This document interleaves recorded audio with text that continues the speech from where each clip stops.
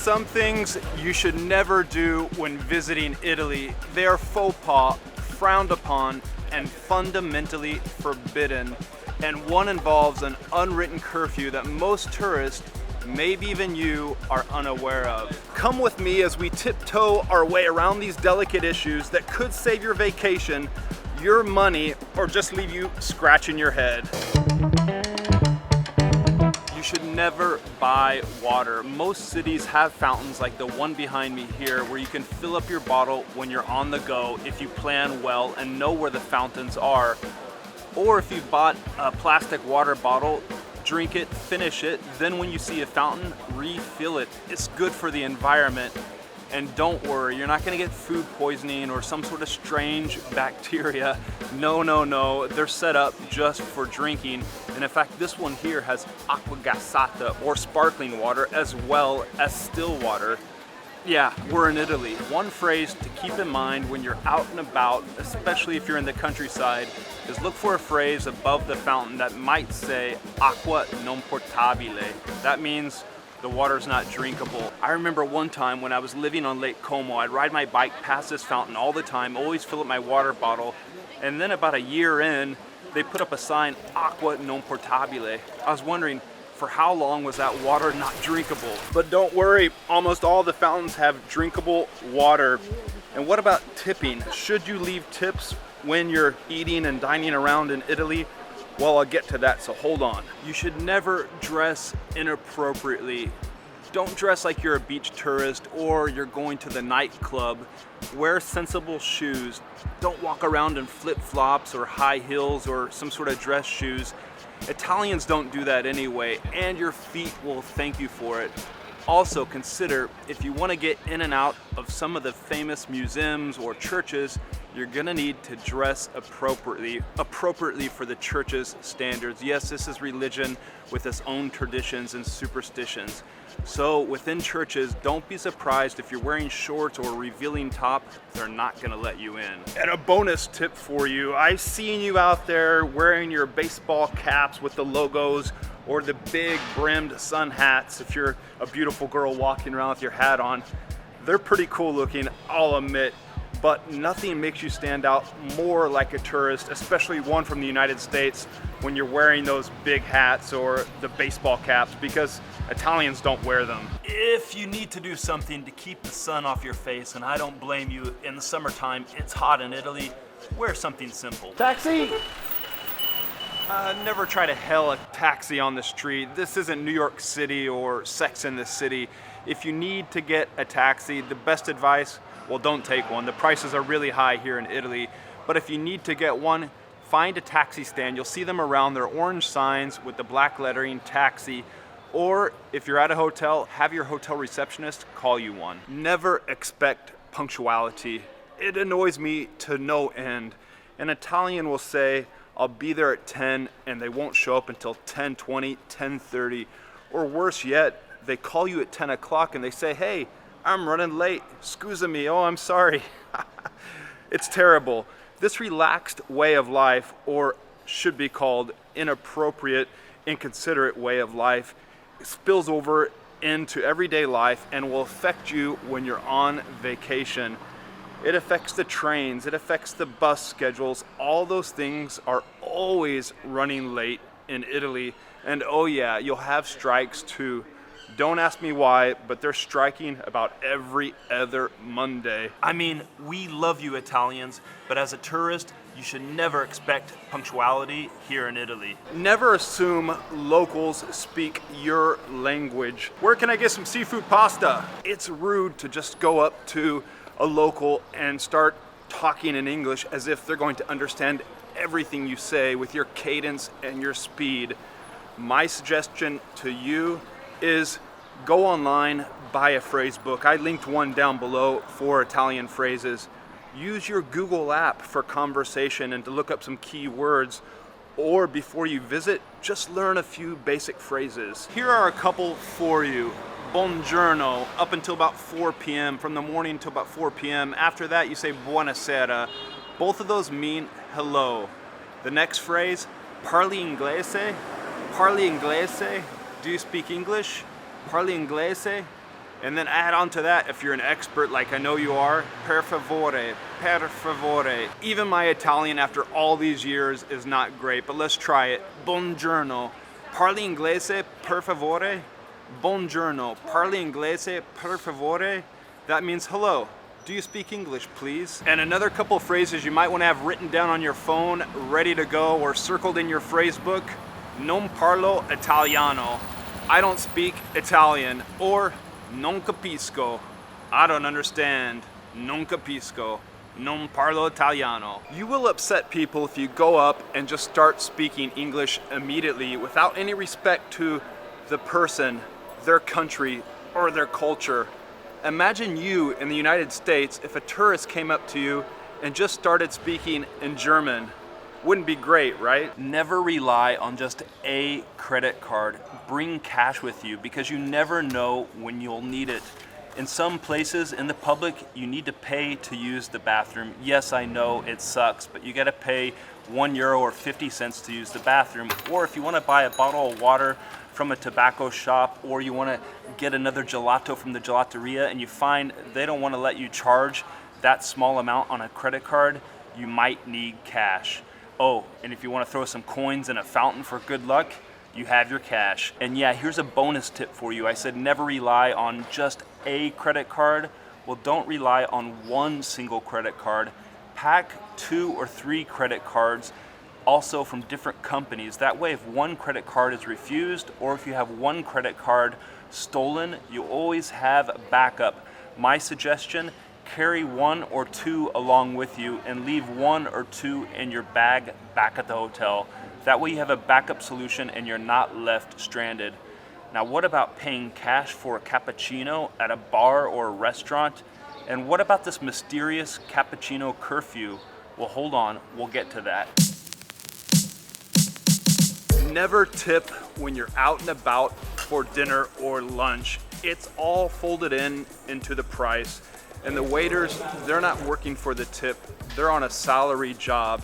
It's much different than you would find in the United States where the tipping culture is massive. There, the service is overbearing and they're always on you because you know at the end of it all, they want a good tip.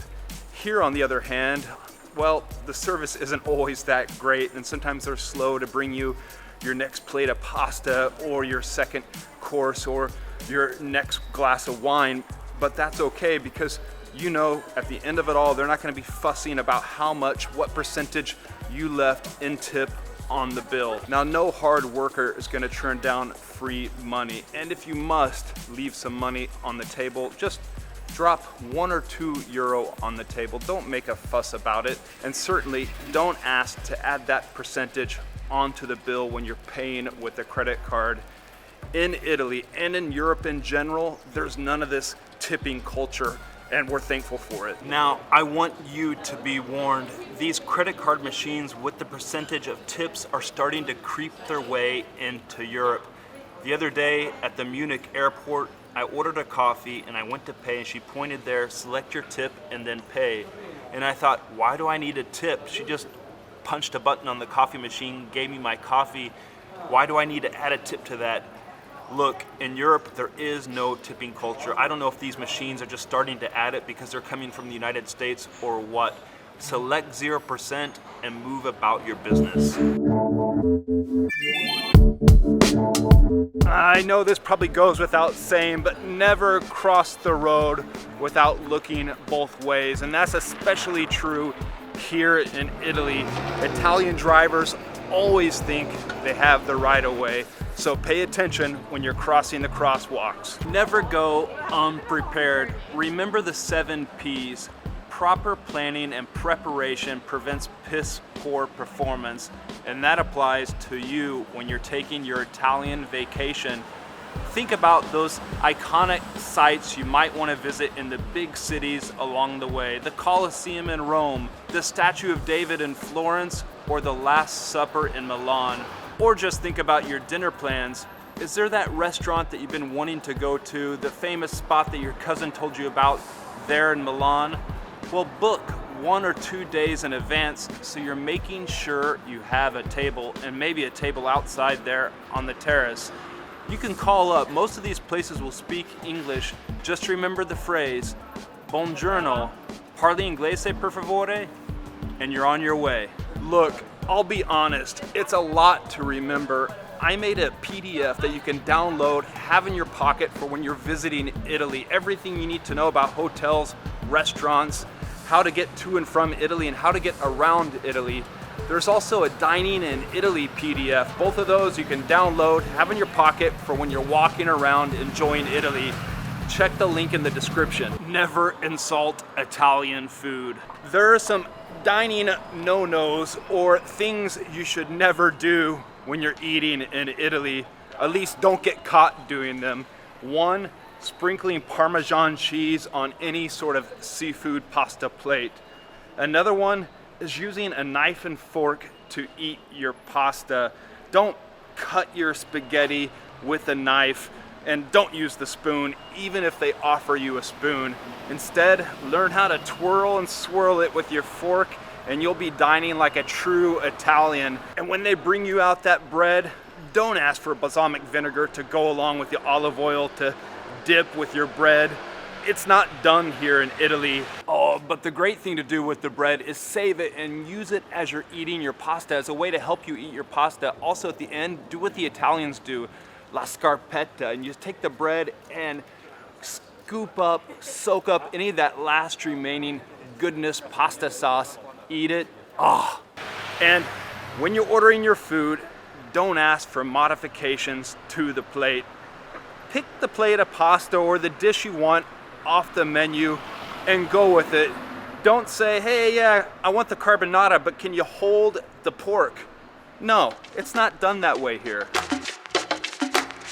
Never expect 24-hour service in Italy. It's one of the downsides, especially if you're used to the United States or me recently traveling in Southeast Asia, where you can always find a 7-Eleven or a Circle K giving you exactly what you need, a cold beer, a bottle of water, or some snacks to get you going along your way.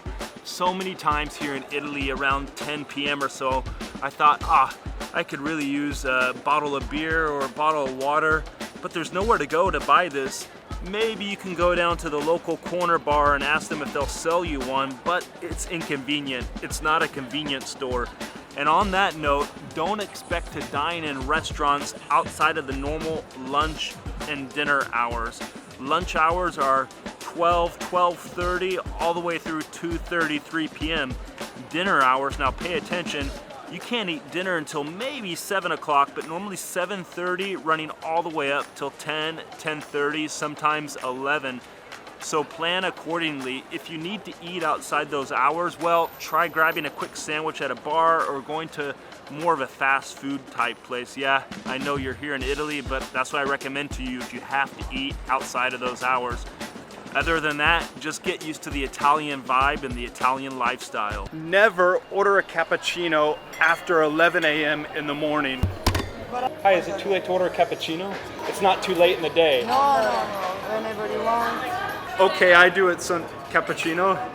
I do it sometimes, but the Italians frown if you order a cappuccino past the curfew of 11. Yeah, there's the cappuccino curfew of 11 a.m. But hey, sometimes you do it. And if you must, at a restaurant, after you order your food and have lunch, don't ask for cappuccino following lunch or dinner. If you must, ask for cafe macchiato or just a straight up cafe. Italians will look at you like you're a madman for having a cappuccino after dinner. And never, no matter what you do, don't order a cappuccino with your food. It's not done in Italy. If you really want to kick it up and have a cafe the proper Italian way, the way I see a lot of guys doing it at 9 a.m. in the morning at the local corner bar, you can have a cafe corretto, and that's a cafe with a little bit of alcohol added into it. Have it after dinner, after lunch, or heck, even do like those locals do and have it at 9 a.m. in the morning. Now, what about paying for the cappuccino or your coffee with a credit card? you can do it. Just right there, I paid with cash. And after 2020, when they thought money was dirty, they started accepting credit card more and more for smaller amounts. So yeah, you can pay for your cappuccino or coffee with the credit card, but having some cash on hand always helps. Ordering a cappuccino with the pizza, you should never do. No, because it's too much. It's like, it's not good for your stomach. Yeah, the Italians think that too much milk, and especially after 11 o'clock, dairy is not good for your stomach, and I kind of agree. It depends upon what part of the world you're from, if you're used to all that dairy product. Just order straight up coffee, a cafe, or a cafe corretto after your pizza, and you'll be flying. Piacere. Thank you. Grazie.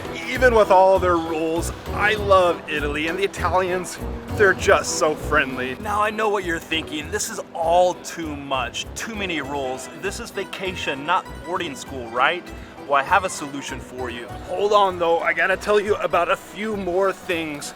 Never, never eat and drink on the go. Italians take their food sitting down, and they take their drinks standing at the bar or sitting at a table.